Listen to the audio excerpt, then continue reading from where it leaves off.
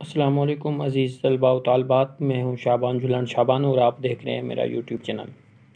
बारहा स्टूडेंट्स ने ये कहा कि जमात नहम के स्मार्ट सिलेबस के सबक नंबर 1 नज़रिया पाकिस्तान के हवाले से तशरीह का कोई अजमाली तरीक़ाकार बतलाइए। तो मैं आपको बतलाता हूँ कि किस तरह तशरीह करनी चाहिए और मैं आपको सैंपल भी बतलाता हूँ और जो एक पैराग्राफ जो बुनियादी हैं, जो तमाम तशरीहात में इस्तेमाल किया जा सकते हैं, वो भी मैं आपसे शेयर करता हूँ। तो सुनिए, देखें। सबसे पहले तो आप देखें, हमने लिखना होता है खूबसूरत करके कि सवाल नंबर ये 3 होता है। सवाल नंबर 3, इक़्तिबास की या इबारत की तशरीह कीजिए। फिर जब ये तशरीह हम लिख लेते हैं तो इसके बाद हम 2 हिस्से होते हैं, अलिफ़ और बे। उनमें से कोई एक का हम इंतख़ाब करते हैं। फ़र्ज़ करें ये हिस्सा अलिफ़ है, हम हिस्सा अलिफ़ का इंतख़ाब कर लेते हैं और उस इबारत के पहले 2-3 अल्फ़ाज लिख के हम डॉट्स लगा के यानी ख़त्ते ज़ंजीर खींच के इसके बाद हम आखिरी 2-3 अल्फ़ाज लिख देते हैं और फिर हम जो आगे सवाल को हल करते हैं। और हल करते हुए सबसे पहले हम हवाला मतन लिखते हैं। हवाला मतन में सबक का उन्वान और मुसन्निफ़ का नाम, इसी तरह सबक का उन्वान नज़रिया पाकिस्तान और मुसन्निफ़ का नाम ग़ुलाम मुस्तफ़ा ख़ान। तो इसी तरह फिर दूसरा हिस्सा जो हमने हल करना होता है वो है ख़त कशीदा अल्फ़ाज के मानी।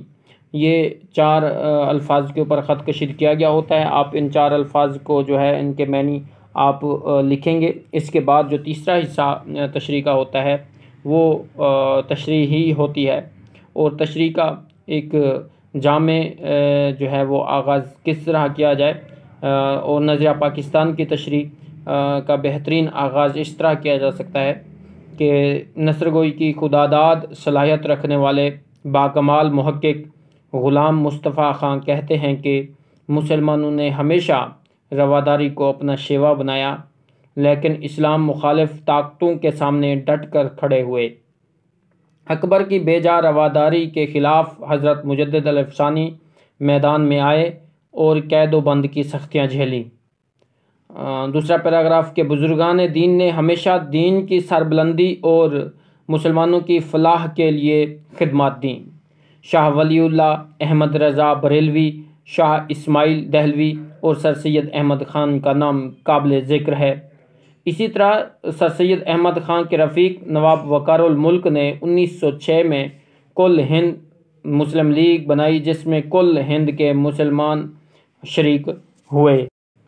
इसके बाद अज़ीज़ तलबा व तालिबात, जो आपको पैराग्राफ दिया गया है उसमें 4 के ऊपर तो ख़त कशीद किया गया है, बाकी भी अल्फाज उसमें मौजूद हैं।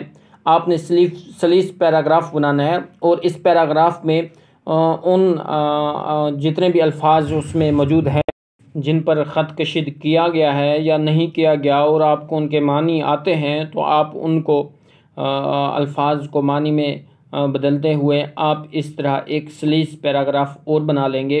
अब आपके पास असल पैराग्राफ भी मौजूद है और आपके पास सलीस पैराग्राफ भी मौजूद है, तो इन दोनों को सामने रख कर आप 2 पैराग्राफ और मज़ीद इसी पैराग्राफ जो इबारत आपको दी गई है इसी की ये असल भी मौजूद है और ये सलीस भी मौजूद है। इन दोनों को सामने रखते हुए, मद्देनज़र रखते हुए आप फिर 2 पैराग्राफ में इसी बात की फिर वजाहत करेंगे।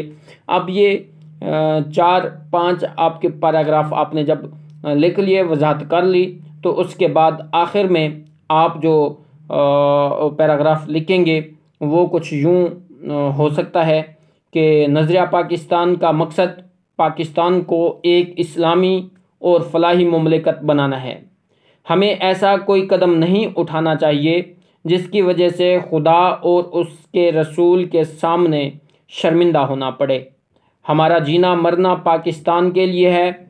हमें इस्लामी असूलों की रोशनी में पाकिस्तान को तवाना, मुस्तहकम, शानदार और पुरअज़मत बनाने की भरपूर कोशिश करना होगी इंशाअल्लाह।